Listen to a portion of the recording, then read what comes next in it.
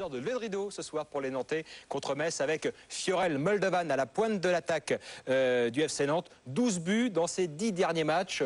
C'est un joueur en super forme, Ludo. Oui, je pense qu'il fait du bien à Nantes et il le démontre très bien. C'est un attaquant, c'est un renard des surfaces et cette année, c'est vrai qu'il fait une très belle saison. Allez, le résumé de ce Nantes-Metz avec Vincent Radion.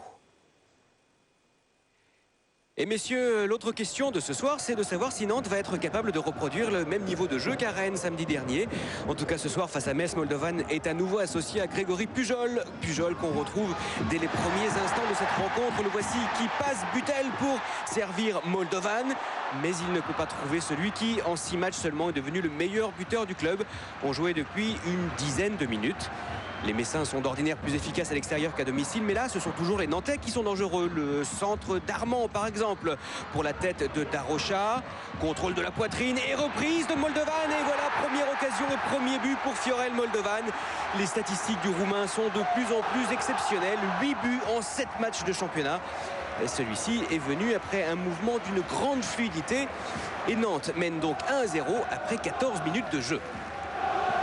Mais je vous le disais, les Messins sont finalement plus à l'aise en déplacement. Ils possèdent même la deuxième meilleure attaque du championnat à l'extérieur. Voici par exemple Maoulida qui file. Il se recentre pour frapper. Parade de Landreau. Derrière, c'est Leca qui voit sa reprise contrée. Une occasion qui témoigne de la belle résistance offerte par le FC Metz à la Beaujoire. Néanmoins, les Nantais sont toujours aussi entreprenants, portés par la réussite de Moldovan.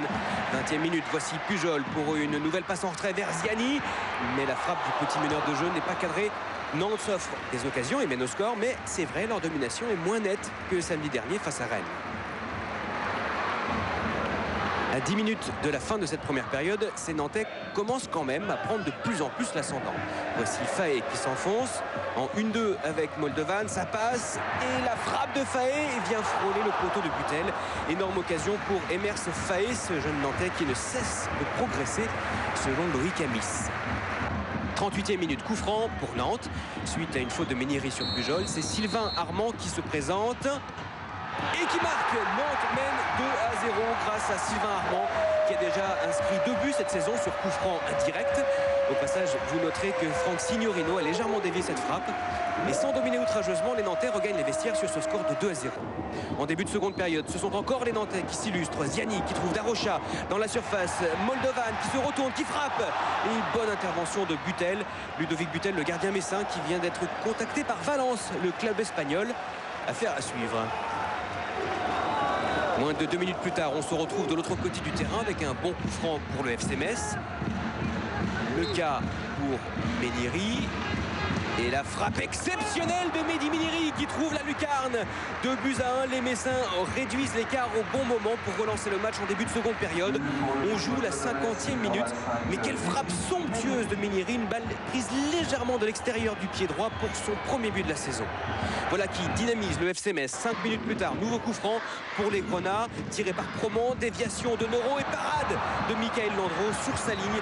Le gardien nantais réussit un petit exploit pour sauver son camp sur ce ballon à peine dévié de la tête par Stéphane Noro, le joueur prêté par Sedan.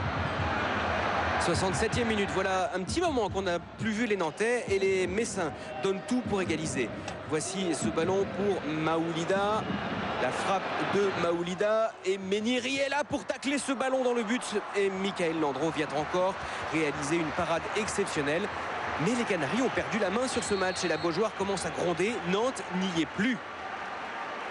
À un quart d'heure de la fin, les hommes de Loïc Amis restent bloqués et les Messins partent en contre avec le sprint de Gay ici. Gay qui sert Maoulida à l'extrême limite du hors-jeu. Maoulida face à Landreau. Maoulida qui marque et il égalise pour le FC Metz à la 75e minute. Une égalisation tout à fait logique au vu de cette seconde période. Et malgré le pressing tardif des Nantais, le score n'évoluera plus de partout. C'est une grosse déception pour Nantes, comme le confirme. On a déjoué, on n'a pas joué et surtout on a relancé les Messins et bon, c'est 2 points de perdus une nouvelle fois comme on l'a fait contre Strasbourg qui je pense vont nous coûter très cher pour la fin parce que dans ces cas-là on n'a pas le droit si on va aller espérer autre chose en championnat. En revanche, c'est un très bon résultat pour Metz grâce à une grosse seconde période. On écoute Touafilou Maoulida. En deuxième mi-temps, on était très conquérants, solidaires, on n'a rien lâché, on aurait pu même l'emporter, mais on est content de ce match nul. 6 buts en Ligue 1 cette année pour Touafilou, Maoulida, tous marqués en déplacement à l'image d'une équipe de Metz qui, si l'on ne prenait en compte que les matchs joués à l'extérieur, figurerait dans le premier tiers du classement du championnat de Ligue 1 et qui pourtant flirte avec la relégation depuis le début de la saison.